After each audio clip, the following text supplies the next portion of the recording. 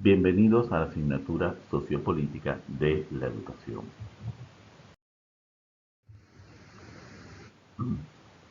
Empezaremos por aproximarnos conceptualmente a esta área de conocimiento. La vamos a entender como una disciplina que estudia los fenómenos y problemas de la educación en su carácter dual, social y político. Es decir, que es una disciplina que a su vez es interdisciplinaria, porque requiere del conocimiento de la sociología, de la política y de la sociología de la política. Esto es necesario porque la educación es un hecho sociopolítico en su acontecimiento. Es decir, que cuando nosotros hablamos de la educación nos referimos a una realidad que es social y política al mismo tiempo y que se conjuga en el hecho del Estado. Entonces es importante tomar en cuenta que el Estado va a ser el núcleo del discurso y de los fenómenos sociopolíticos en la educación. ¿Por qué? El Estado es quien organiza a la sociedad moderna. Por otro lado, entenderemos que lo social también va a estar impregnado de una estructura cultural que le va a conferir valores, identidad y también significados a las prácticas sociales. Lo político va a tener un carácter o una estructura administrativo-jurídica, porque será quien regula, normaliza y crea disposiciones para la educación.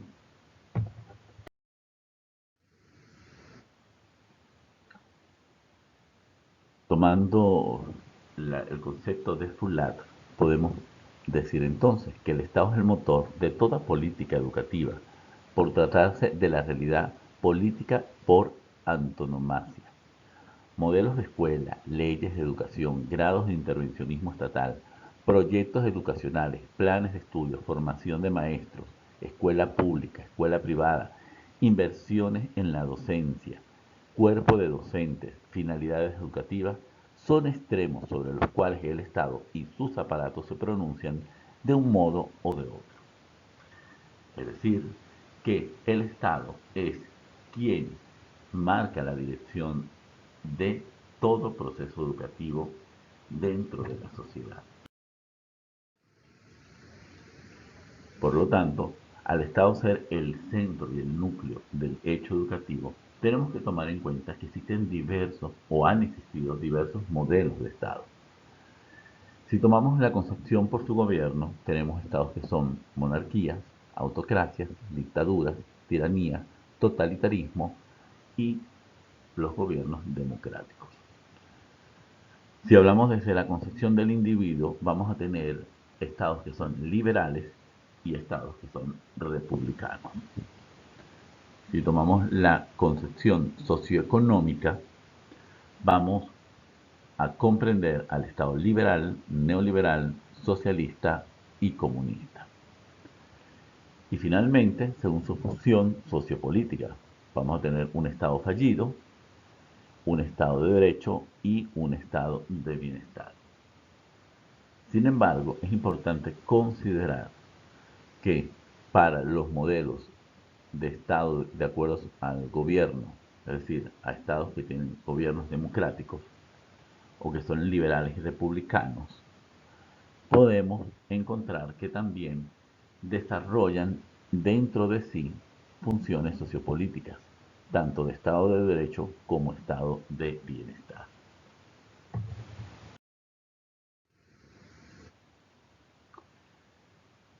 Las bases sociopolíticas que vamos a tomar para la comprensión de lo que se llaman las teorías contemporáneas están dadas por una antropología, un carácter social y la descripción del Estado. Como hemos dicho, en la modernidad se producen dos grandes movimientos.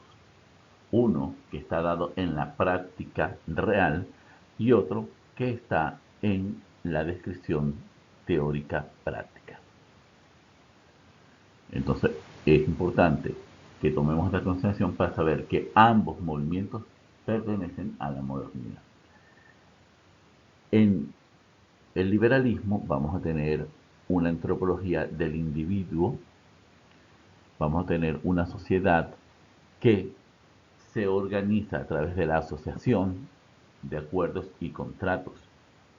Y vamos a tener un Estado que va a promulgar los siguientes valores: la libertad, la igualdad ante la ley y la propiedad privada como principios del Estado o de los Estados liberales. En la noción del materialismo histórico, que deriva del marxismo, vamos a tener una antropología que está pensada desde el colectivo, un orden social que se produce en las relaciones de producción y de intercambio, y un Estado que propiamente no podríamos hablar de Estado, sino de una estructura de gobierno.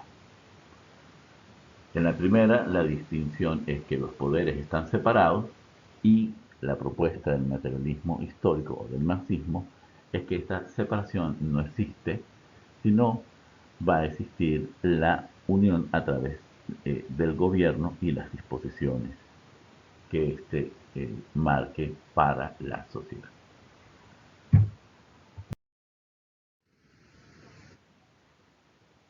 Dentro de las teorías sociales del- de la modernidad es importante que tomemos en cuenta que también van a tener o van a dar fundamentos a las teorías sociopolíticas de la educación. El primero es el positivismo, donde vamos a encontrar no solamente la descripción de la sociedad, sino también de todos los procesos epistemológicos de aprendizaje de la sociedad. Entonces, dentro de las teorías podemos mencionar la física social de Augusto Comte, donde el orden social se establece a través de las relaciones de los individuos, pero producida en la razón y en el método. Otra teoría que va a ser importante es de la acción colectiva de Emily Durkheim, donde la sociedad o este orden social se da a través de la división del trabajo. Y esta división del trabajo pensada no en la producción, sino pensada en la función. Es decir, la sociedad tiene una estructura funcional, y esta a su vez, cada individuo o cada núcleo va a tener una función determinada. Así surgen las instituciones que van a tener funciones sociales. La acción social de Max Weber es importante porque además es el que describe al Estado como aquel que legitima o tiene el poder legítimo de la violencia. Las relaciones entre individuos están orientadas por los valores objetivos, o lo que va a llamar los tipos ideales, a través de los cuales se van a hacer las correcciones dentro de la sociedad. El pragmatismo, que es una teoría que el iniciador es Peirce, pero que después van a tener sus visiones en DeWitt y en William James. El orden social estará marcado ciertamente por las relaciones intersubjetivas, pero que están dirigidas a la utilidad.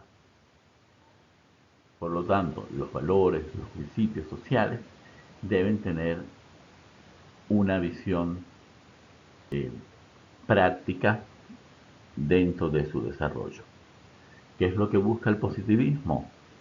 Se va a mover a través de dos horizontes que son importantes. Uno, que es el desarrollo o la evolución de la sociedad, y el otro es el progreso.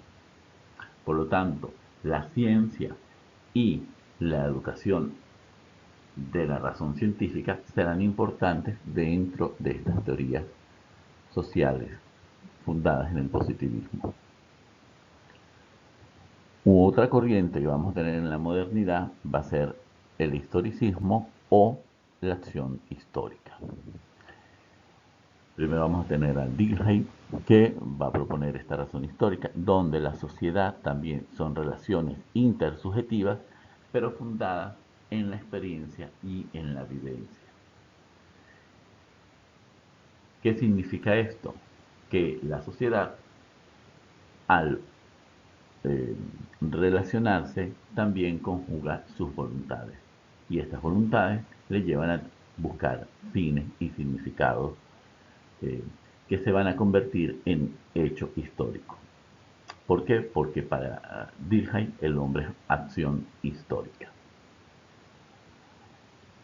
Posteriormente vamos a tener la teoría de la fenomenología, que su fundador es Husserl, pero ahí el orden social va a estar dado por las relaciones intersubjetivas también, pero que se producen en el mundo de vida. Es decir, el hombre se relaciona con el mundo y en esa relación es que se puede hablar de intersubjetividades significativas, pero no fuera de ella.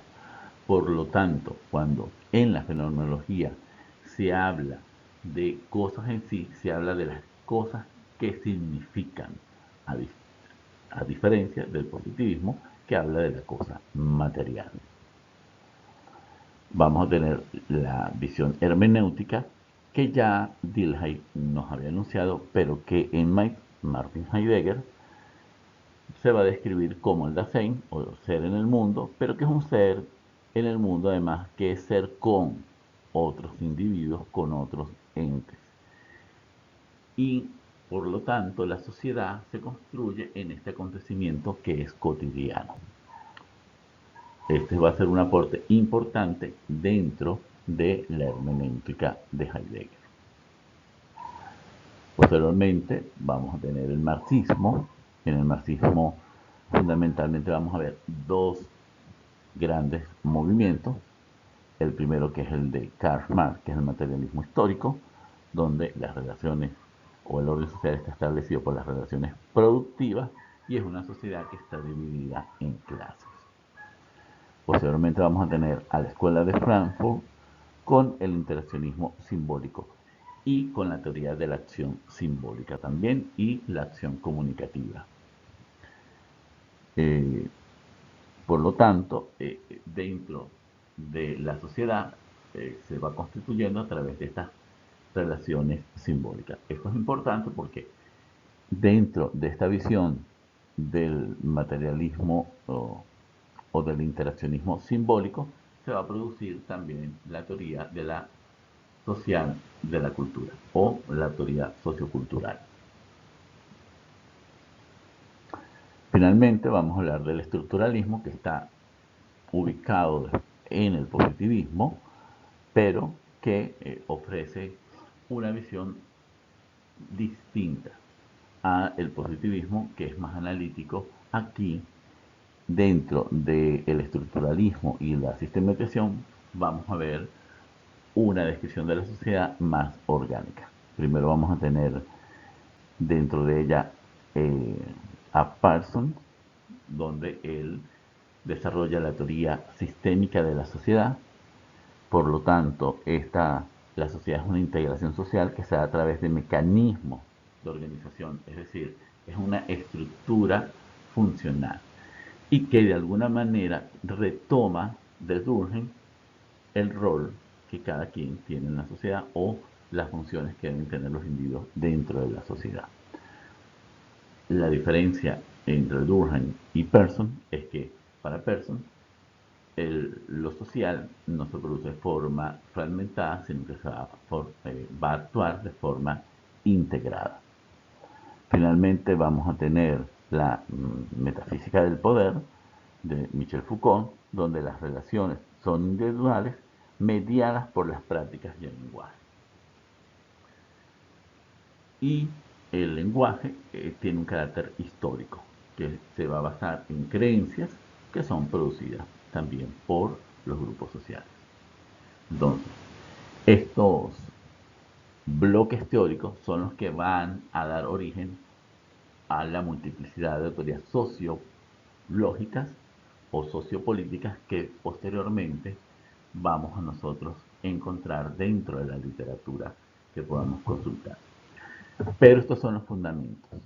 Si nosotros revisamos las teorías, nos vamos a dar cuenta de que todas hacen referencia a estos fundamentos que están en el positivismo, en el historicismo o en la acción histórica, en el marxismo, en el estructuralismo, la teoría sistémica y la teoría de la acción.